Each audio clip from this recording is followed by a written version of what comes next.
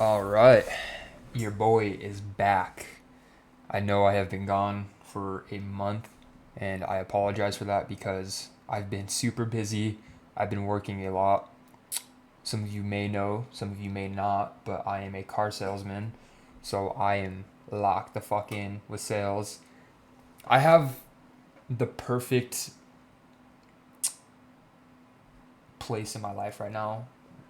I feel like I think that's the way to say it. There's probably another way to say that, but that's how I'm gonna say it. I'm in the perfect place right now in my life. I'm learning how to day trade, and I've already kind of mastered sales. I've always been a social person. There's just some people where like I don't connect with, but I mean everyone experiences that. You know, you're not gonna connect with everyone, but I'm pretty good at like selling myself and selling a product. And at first, I like really didn't believe in like, oh, I don't think I'll ever be successful in sales. I've been doing sales for 3 months and I'm doing pretty good for a rookie.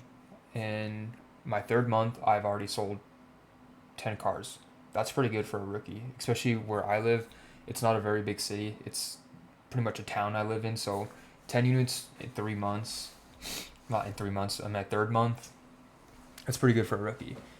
But I know some people are like, oh, you can't, be learning multiple different skills at the same time. I'm pretty good at multitasking. So I think it's a good place to be in right now, learning two different skills, because sales is definitely going to help me out through my life. I mean, every day is a business in yourself. You always got to sell yourself every day to unlock new opportunities in your life. But I'm still here day trading. I'm still waking up every morning to find a trade. Last month, I didn't end it too well. I think I took 4 losses and only had 3 wins. So, yeah, last month it was pretty rough. But today is May 1st, and I'm starting off the month in a good way. So let's get into why I wanted to go short. This trade was very quick. This trade lasted like, I think, 1 minute, and I won it. So, good way to start the month.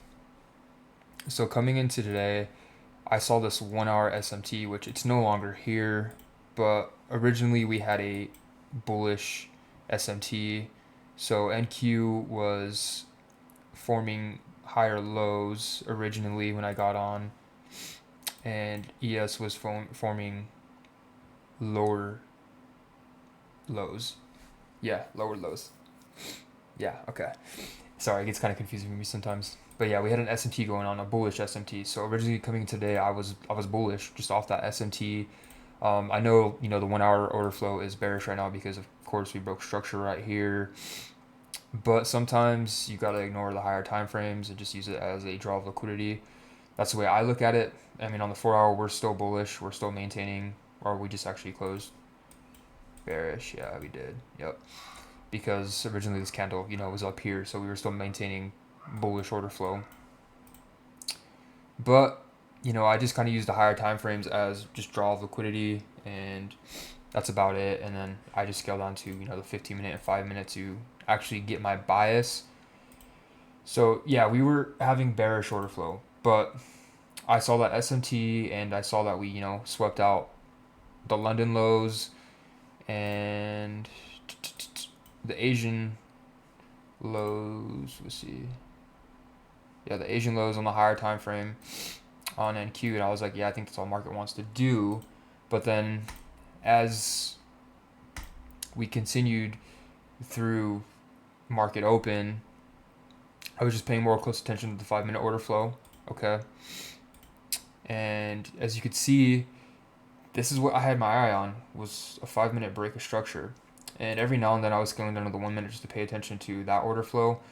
We were forming some bullish order flow during market open. As you can see, we came into this fair value gap, boom, took off, and then this is where I think I played my cards right. So we came up here, we swept pre-market highs, but we did not break structure. As you can see, boom, big sweep, but did not break structure. So that right there was telling me, okay, the market wants to continue down. We also did have news, so I kind of got a little risky here. As soon as I saw this, I was like, shorts are definitely the play. And there was 5 minutes until news. I was like, you know what, fuck it. I'm just gonna hop in the trade because if we really wanted to continue higher, we would have already broke structure on this candle, but we didn't. And we were continuing bearish order flow on NQ. So I was like, yep, that's what market wanted to do. It wanted to come up, so these pre-market highs, and it wants to continue lower. So